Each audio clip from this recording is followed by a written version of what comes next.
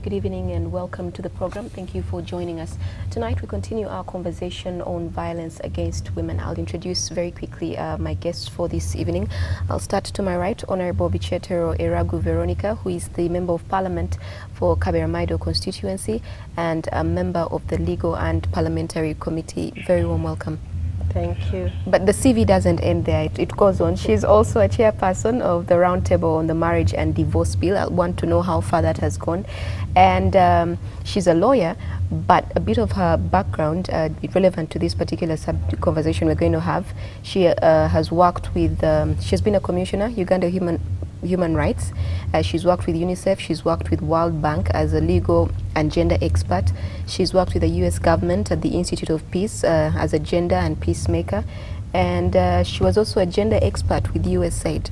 Quite a CV there. Thank you very much for joining us, Honorable. And I'll quickly move to Tina Musuya, who is the Executive Director of Center for Domestic Violence Prevention, CEDOVIP.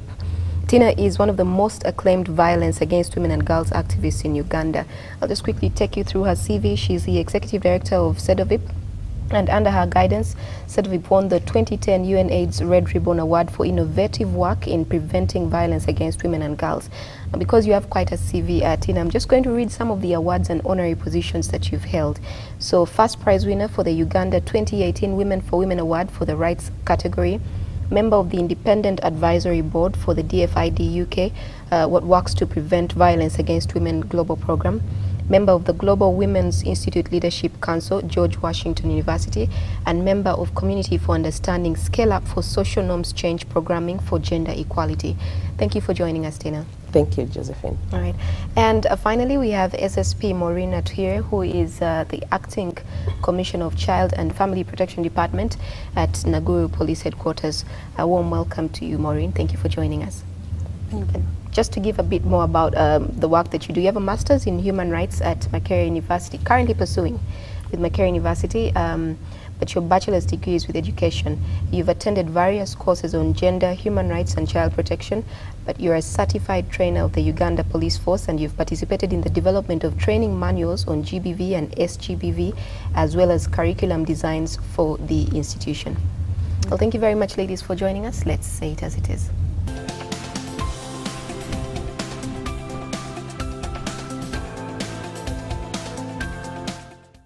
Well, I'd like us to start with the statistics on how exactly we are doing as Uganda. This is a continuation to a conversation we had last week, still on violence against women. And today we hope to find a way forward.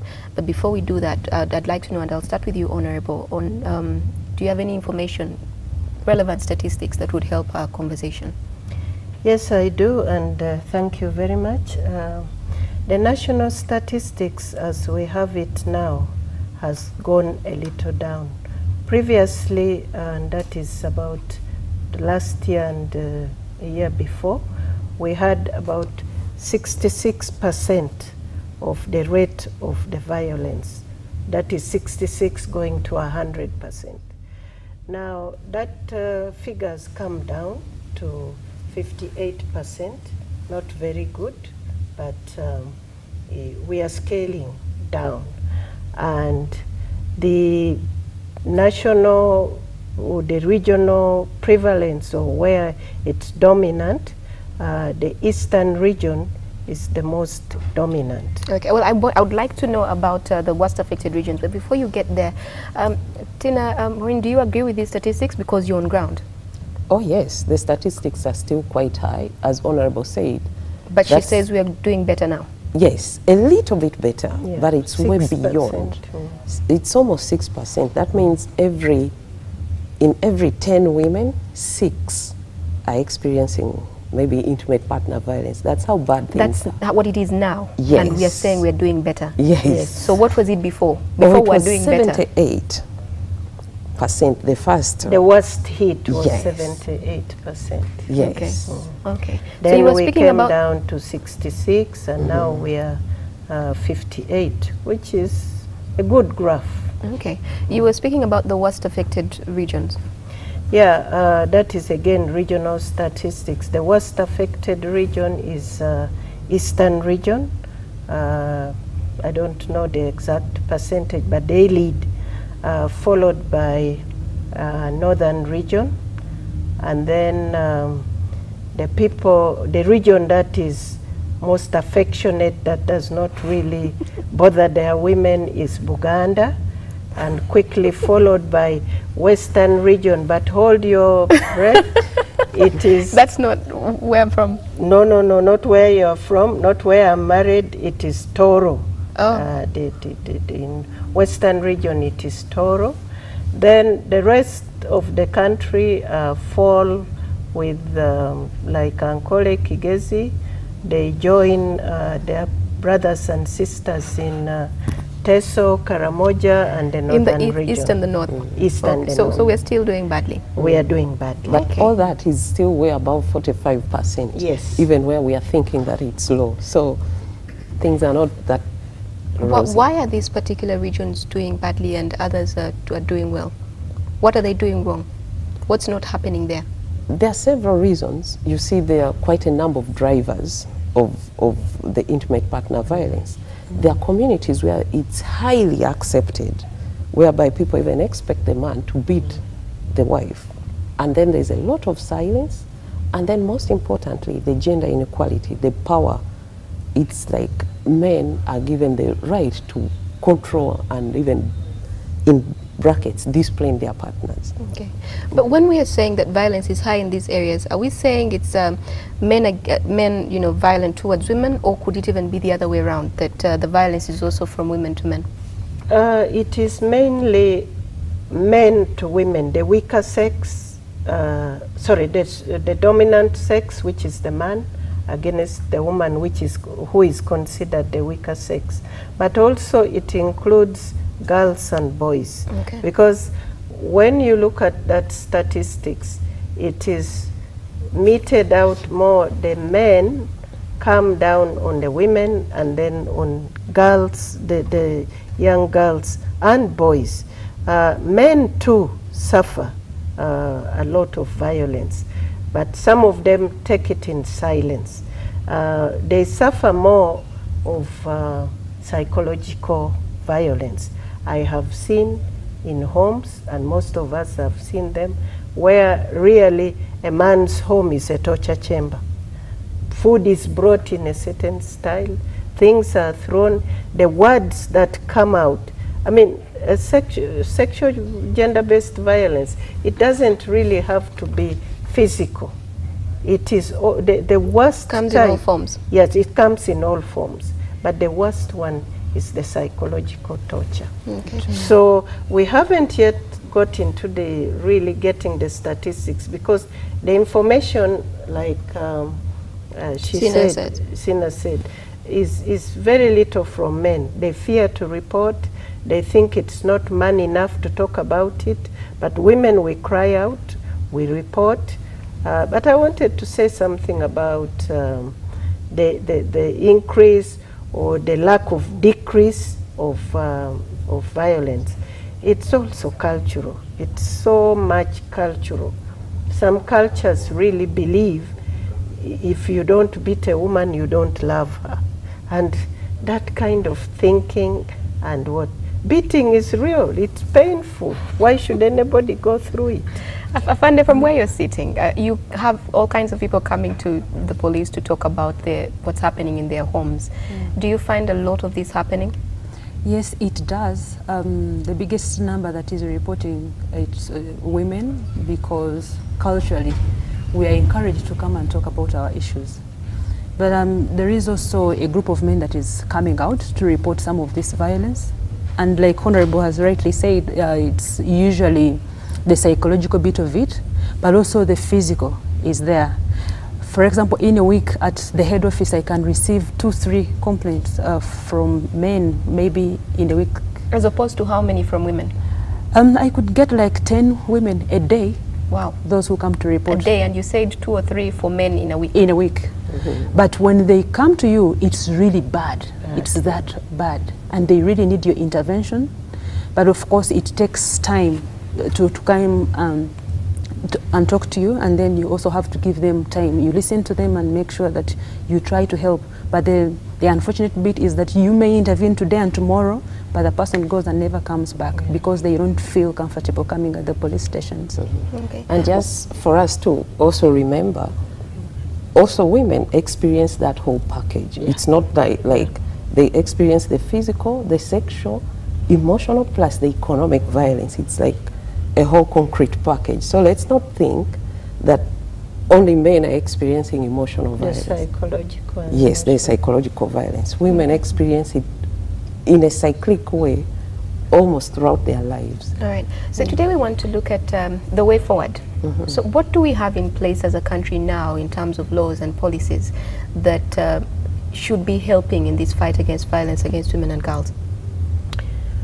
Uganda is so rich, so well endowed in laws and policies. They say in that this all area. the time.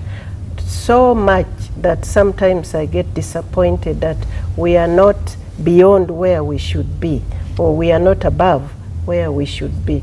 First of all, we inherited the Bill of Rights, and violence is really a human right, or a human violence. It is against the human. So okay, I was wondering about it being a human right. Yes, it is a right. And when you violate, you would be violating somebody's right when you break the law. So we have all the international covenants, we have all the international treaties that Uganda has signed. We have several, I mean, we've incorporated in our Chapter 4 the Bill of Rights. Then we have the CEDAW. I mean, all the international laws, they're all there. We have the most recent and the closest to us is the International Conference of the Great Lakes Region. This declaration was concluded here in Kampala. So all of these ones that you've mentioned and the ones you haven't, yes. Do we have any that is working? Yes. Like yes, they're working. Sorry. Yeah. Yes. We do have the Constitution, which already sets a standard of how women and men must be treated, including the children. We have the Domestic Violence Act, which is particularly touching the subject that we are talking about. And then we have the Children's Act. We also have the Prohibition of Female Genital Mutilation Act, and the Trafficking in Persons Act. Okay. Yes, these laws are quite new. And that's then something the torture law. Exactly. We also have the Penal Code Act, The Penal Code. which is very used commonly. So the law is taken care of both in criminal and in civil. Yes, for the Domestic Violence Act, it defines domestic violence in its reality because there is a civil component to it and the criminal component to it. Yeah. So these laws are fairly new. That's something that we need to remember. They were only passed in 2010 and they were put into action since 2011. So as for now, at least there is some recognition across the country that domestic violence is outlawed. At least people know that, even though they behave differently. Then secondly, we are seeing the law enforcers taking deliberate steps to prosecute domestic violence. Before those laws, when people went to report cases of domestic violence, they were told, you go back home, these are private matters, go and sort them from home. Or they'll say, forgive and forget, without recognizing that actually violence was hurting the family. Some people even die. Some people lose limbs. Some people are disinherited from the domestic setting. It's like a torture chamber. We are even seeing successful prosecutions happening across the board.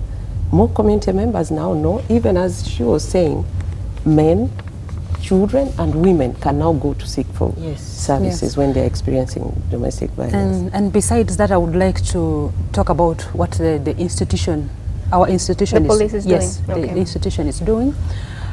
We now have a whole department of SGBV, which is under CID, that is designated to investigate and prosecute sexual offences. And then we also have the Child and Family Protection Department, We do not handle the capital offences, but we do work hand in hand with CID to make sure that we create an environment for these victims to come and talk, to counsel them, to take their statements, and also to find placement in case their lives are at stake. Okay. And then we also have the curriculum, which has been approved by the institution, but also the National Curriculum Development Center, OKDIT. We now use it in the training schools. It is on gender, on human rights and child protection, to make sure that when the officers come out of the training school, at least they have some skills to make sure that they intervene in these cases. You realize that all the cases that come to the police station, almost 80% of them is GBV related. Do the communities trust the police enough to come and actually talk about that is a yes and no what is the no? Of course, others think that the police is not doing enough to help them. Others think they with good reason trust in us. But I'm telling you that we have done, at least to some extent, a good job. Because when you report, we make sure that we follow up on the cases. I know there are some issues here and there related to the resources, or maybe the personnel that are on the ground, because the cases are very many and we're a bit few.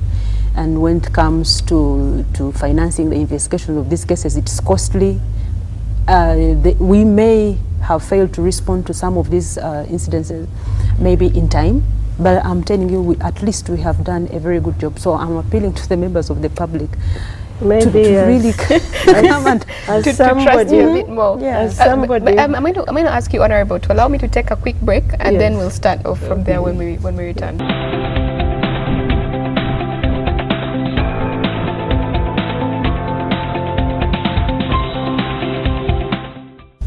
Welcome back. Thank you for staying with us. We're coming to you from the Kampala Serena Conference Center, Nile Room. And we're talking about trust of the police in our communities, because that's the beginning point. When you have an issue, that's where you're supposed to go. So, yes, Honorable, you wanted to say something. Yes, I really wanted to emphasize the trust that trust that people have on the police, but more so also the political will that this country have in fighting violence, gender-based violence, sexual and gender-based violence. Among the interventions or the legal framework we mentioned, there is also the national policy of 2010, and there is an upcoming sexual offences bill, which is actually in Parliament, and we hope to pass it this year. That one is more to help the police on enforcement, implementation, and the punishment to give, because the reason this violence keeps not gaining the reduction line, a lot of it is because of the kind of redress that is given. But Honorable, when you spoke about political will, and when you also speak about the kind of redress that you'd like to see, yes, it takes me back to a particular incident that got a lot of us disturbed, when the Honorable in Parliament spoke about wife beating. Was it wife beating? Mm-hmm. And we kept hoping and waiting. I mean, we were waiting to see what would come out of Parliament from that incident, and it just died down. We're a little disappointed. Not a little, a lot disappointed that it just fizzled out like that, and it's a thing that's forgotten now. So I think, as you rightly said, it was very, very disturbing, especially after the president had spoken, condemning violence. Then here comes a legislator promoting the violence. I was like, I think we need to call this honorable to move away from there. But you know, the voices spoke until the Speaker of Parliament had to ask him to apologize. And for me, I think we should not only take apology, because those are words. We need to follow up with action to really get people to know that you cannot condone violence, because it's deeply hurting Ugandans. But these are incidences I'm mentioning that we have to implement it and enforce it. I think that's where you're coming from. If we don't enforce it, because if the women, I mean the members of Parliament did not really press upon that particular honorable to really get him to the extent that he had to come and apologize. And not only that, the matter had gone viral, and certain sanctions, certain things had to be done. And it would still be done to anybody, whether he's a member of parliament or any man talking out there or any woman talking out there, because it is wrong. You cannot encourage an illegal transaction or an illegal happening. Well, that brings me to the most recent case that we have in the papers now, the woman MP for, is it Kabarole? Yes. Kabarole. Yeah. And the 2-year sentence that this man got for stalking her, harassing her really. And we were seeing the feedback on social media. A lot of people are saying 2 years for stalking somebody. Why? I think people need to internalize the trauma and intensity of violence and harassment of a person, because according to experience, when someone continues to stalk you, they're becoming particularly dangerous to your life. It is not a simple thing. So the ones who are laughing and thinking, trivializing it, are the people who actually promote violence. They don't think that women matter. Because if the member of parliament said no to this young man, he should have respected her no. And that's where I want all Ugandans to really understand that women's bodies belong to them. When they say no, please stop, they are not comfortable with the harassment that is coming towards them. So in that case, I think it was a clear sentence, because I'm not in the MP's shoes, but I think now she was scared of even she taking was crying forward. in the yes, in the courtroom. And this man was not even remorseful. You know, he was trying to dominate even the court space, according to the media reports. He was laughing when the MP was crying. You can imagine, how can you be so detached from someone's pain? So for me, I was really happy about that. I also look at it from the human rights perspective. Yes. When I say a no, I really mean it. Exactly. It's a no. I have a right to make a decision. When you come to me and make your proposal and I don't take it in, then you have no right to push it, ahead. Because once I say a no, it's a complete no. So we want the men to understand that we women, we know what we want. But also, when you stalk me, it kind of causes psychological harm to me. But also, we also have the laws in place. That's the Computer Misuse Act, and we are looking at cyber harassment. Who knows what you may do to me? Because if you keep on stalking me, looking at all the information, what I do, you follow my tweets or my posts, and then you kind of keep on harassing me. I don't feel okay with it. Okay. So she had to come out, speak about it, and report a case. Yes, and maybe just to encourage people that if there are certain actions happening to you, this is the beauty of laws.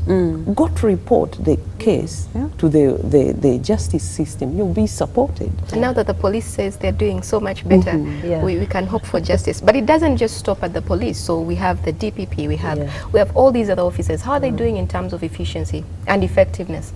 As I was saying, the laws are quite new, and they are addressing a very peculiar kind of crime that has been normalized and accepted. So the institutions, just as Afande Maureen was saying, still need to get stronger at building their own capacity to be able to effectively implement these laws. How do they do that? Well, it is a chain link.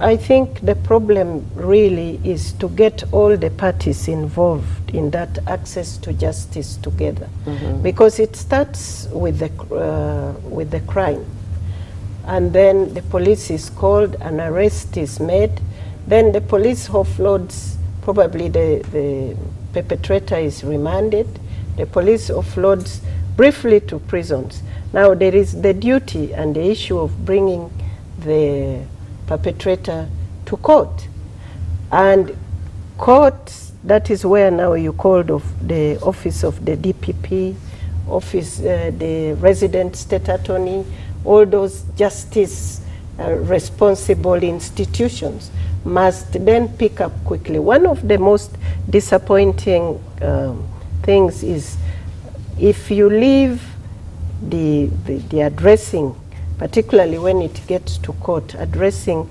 sexual violence, if the time lapses then you've lost it.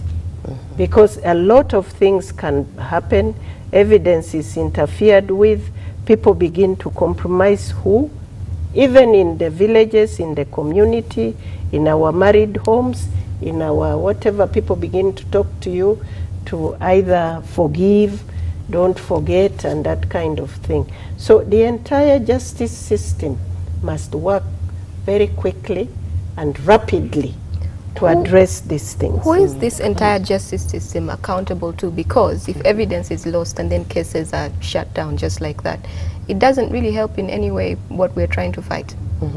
So who are they accountable to? Yes. We respond to the accountability factor. I think implementation is still having challenges because we are not having funds allocated for implementation of these laws within the national budget. Now that's like a big barrier to implementation of these laws. We actually asked the gentleman from CS Park last week about the budget that was recently read and if there was provision for all of this, and no, it wasn't something that was given a lot of thought. Yes. Why? So because it's not still being prioritized, it's not being looked at as extremely important amongst the competing priorities. So that's a challenge. And then also the public itself often is hostile to the victims who are coming to seek for support. When someone comes to report a case, instead of them looking at that person as someone looking for support, they're like, you've caused problems. We are wearing a short skirt. Exactly. Instead of looking at the crime committed against them. And often the public doesn't even show up to give the evidence, or they hide the evidence. It becomes particularly dangerous for this person who is Do you think that perhaps not showing up or following up these cases is because some people have been through the system and you know how tedious and monotonous it's going to be? But if you're saying, Afande, that things are better, is it now that we have to change the mindsets of people? How does the community come in to help themselves? Maybe the, yeah, that's what I wanted to say. Maybe the onus is really on us, the citizens, to demand. Because you said, who is accountable, who is in charge? It is the duty bearer who is in charge, the government, the institution that is credited with doing that job, the police, the Ministry of Justice, the judiciary. They are there. The internal affairs, the parties are there, the institutions are in place, the laws are in place. Now, we are narrowing it now to implementation and enforcement. Now, you don't need, for me, I think a lot of it is also the goodwill and that particular officer in that, sitting on that desk. What are you doing about your job? Not every kind of work needs money to make you move from point A to B. You have to put yourself and do as much as you can. Money will find you on the way. Honorable, I would like to differ a little bit from your opinion. When a case is reported, we do enter it. And I can tell you that we have not asked money at every stage. No. What I'm saying, yes, I'm talking about institutional level, at budgeting, not about what the police do when money is required. And I wanted to explain something that for these cases to go through, to register at least a conviction, there must be a partnership between the investigators or the judiciary or called the DPP, plus also the victims. If the victims do not report these cases at the right time, and they do not give us the statements at the right time, and keep following up these cases, then we have no case. We have challenges when these victims come to report, or the witnesses come, they'll say, yes, we have handed to you over, this is the perpetrator. Police, do your job. But remember, I need a very detailed statement. I need also the exhibits in place. I need you to lead me to whoever was at the scene of crime. But once these things are not there, then I don't have a case. And we know that there are others who are being threatened by the perpetrators, who are being hoodwinked by the relatives and not looking at the victims' needs. And money has changed hands somewhere. Yes. Afande, I totally agree with you. But I am the point where I've reached is that other than listing all those things that we list every day, that we lament about every day, let us move on. We are now narrowing our problem. The duty bearer is there. The rights holder is here. True. We have to help these people. One thing that we must do is the advocacy, which civil society is doing, and they are doing very well, getting these people to reporting. But once it comes to your chain link of the justice system, we are asking that we do two things. One is the implementation, the other one is the enforcement. Now, if there is a problem with the implementation, that is something I would want to know.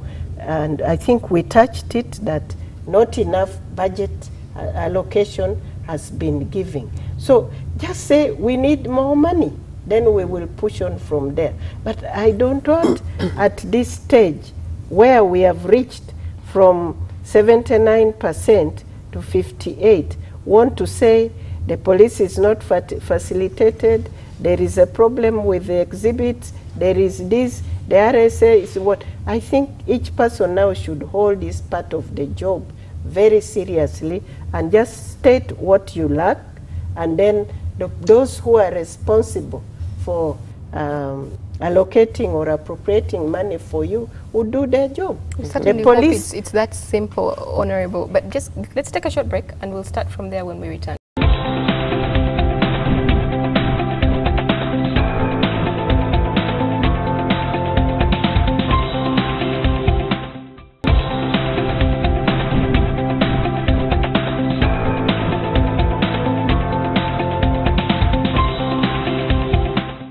Welcome back. We're coming to you from the Kampala Serena Conference Center, Nile Room. So I cut you off while you were still speaking, but I wanted to know, is it that simple that the police is going to come and say, this is what we need? Can you honorables go to Parliament and table this so we can get what we need? Is it that simple? They have the space to do it. They have to do it. They have to give their priorities, and I think I'm not here to tell them what their priorities are, but the whole country is bleeding about this sexual violence thing, and it is time that the police makes it a priority. It would even improve on their work. Yes. Is it that simple? And just to pick on what Honorable is saying, this domestic violence and sexual violence is a development issue in this country. Yeah. Uganda is losing a lot of resources. 77 billion wattles. Yes. Annually, that's a loss we make as a country because of this. So we need to prioritize it in the budgets, not only for the police, but for the entire justice system. The justice sector. The prosecution, the judiciary, all of them, and the healthcare side. We just need to stop looking away.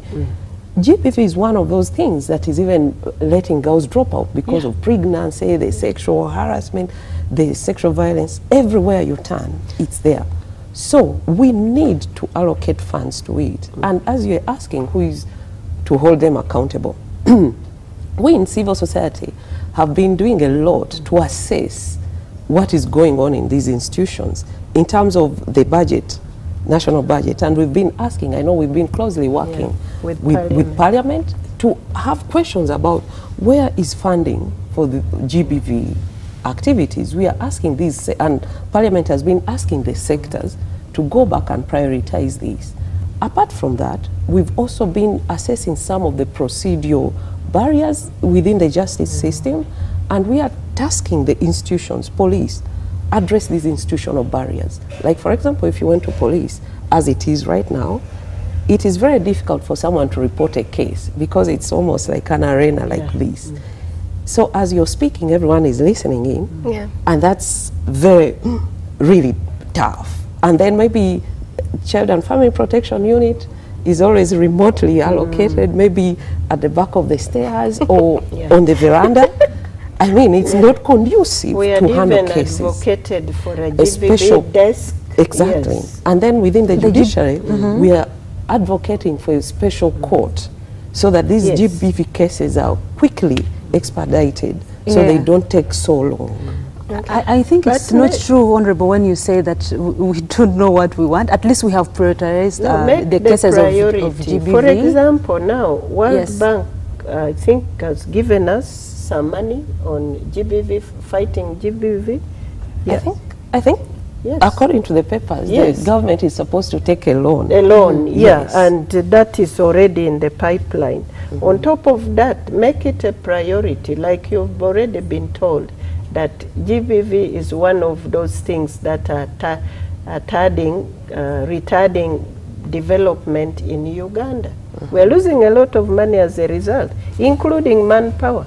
Okay. Well, Afande, you wanted to say something? Yes, I think we have prioritized some of these things. That's why we have the SGBV department in place. We have a whole directorate on human rights and legal services. We also have the Department of Child and Family Protection. We have the Department of Women Affairs. Right now, the police has a gender policy. We haven't had this for quite a long period of time, and the SEDOVIP helped to participate and some other stakeholders to develop this. The only issue is that the cases are way too many. They are overwhelming us. For example, we are using the police form 3s. There's the most demanded. We have also the other police form 24, which we use to examine the perpetrators. And you have seen that the districts have increased. Of course, you have to scale up on the police posts, on the police stations. You also have to cater for so many other things. You may not be seeing that much impact right now, but at least we know what we want. We have tried to prioritize this. But also, Honorable, since you're here, maybe I could pass this over to you. You need to do some more advocacy to make sure that you add the funding into the investigation. We need the sexual kits. We also need the logistics to follow up these cases. If you cost a case, it can even take over 400,000, and we do not have even places where to say help to protect the victims. The witnesses are protected, the victims are not protected, so someone doesn't feel comfortable to come and keep on following some of these cases. Point taken, point taken. The only problem is point taken, and I hope action will be done. We are counting on But when you talk about districts increasing and therefore by the police, whatever, I thought the increasing of districts is the best way to take services nearer the people. True, but then we need the funds to help us to put in place the kind of needs that we need. That is what we are saying. We do ask, we draw budgets annually. We do. I'm priority. So I think anyway, I want to thank the civil society, because on advocacy, they've really helped the police. But now we need the funds to trickle in. When it comes to holding the institutions accountable, as Honorable said, we need citizens of Uganda need to know that they have the right to interface with the heads of these institutions and bring pressing issues that they are experiencing as citizens and tell them we cannot really take this anymore. What are you doing? And I think also the institution of IGG is there in case certain, because what I know, each institution has a help desk standards unit, whereby you can issue complaints in case you feel that the officers are not acting in accordance to what they're supposed to be doing. So let's make use of those. I'll commend the police for one thing, that they've gotten with the times, that, you know, even social media now, because no one is going, not many people will go to the police station and line up to talk about particular things. But you have a lot of police officers that are online now that respond immediately to a lot of things that you put out there. So I guess we'd have a bit more of that. But before we close, I need to find out about, I know that we've spoken a lot about women, but now coming to the girls, do you think that speaking about violence against women and girls should be something that is spoken about in schools? Yes, very much so. That must be spoken about all the time. Because Josephine, I know... And as you give me your remarks, they're the final closing remarks. Yes. For each of you, yes. Yes. So the girls in this country have been sexually abused on the streets of Kampala under the watchful eye of everyone. You know how those touts are touching and doing all sorts of things with no redress? Yes. Girls are directly sexually abused by their teachers, even guardians and so on. So the issue of addressing girls' safety should be a priority concern for all of us, because many of our girls are not safe And unfortunately, when abuse happens to them, they are blamed for whatever is going on around them. So it's an urgent and priority issue. On a positive note, we have already started speaking to these girls in schools with support from various organizations. For example, UNICEF has also put money in this. We are with also Ministry of Education. We developed the RTL guidelines. Those are the response, tracking, referral, and response guidelines. So that when something happens, either child abuse or sexual in nature in and around schools, these girls should be able to come up and report some of these cases, and then we refer them effectively to wherever they're supposed to go so that they can get the help. But we need more advocacy. We need to talk about it. I totally agree, because if we do not give these girls this information, then who else is going to give them the information? If you don't do it as a parent, if you don't do it as a stakeholder in any capacity that you are, the community will do it for you, and they may not do it in the most desirable way. They won't do the job you want them to do. Honorable, your closing remarks. Yes, I totally agree that this education must be imparted in schools, and knowledge is power. And the only thing I would recommend is that all those institutions of learning, both formal and informal, should take on sex education in schools. The church should do their part. The community should do their part. Then the schools should do their part. And what is most important, when the church does their part, the schools do their part, and the community does their part, then the schools also should develop a curriculum in such a way that we don't get a child of 6 years getting information that should have been given to a child of 12 or a child of 16. So the messages have to be packaged according to the age group and according to the development of the child. But we are not going to hide in the sand. The neighbors are doing it, the TV is doing it, the internet is doing it. So let us regulate it so that these children actually get a prepared, good message, a fully well-packaged message. Right. Thank you all so much for taking the time to join us on the show this evening and for sharing those insights with us. Well, that brings us to the end of our show for tonight. Thank you for watching. Coming up is NTV Weekend Edition.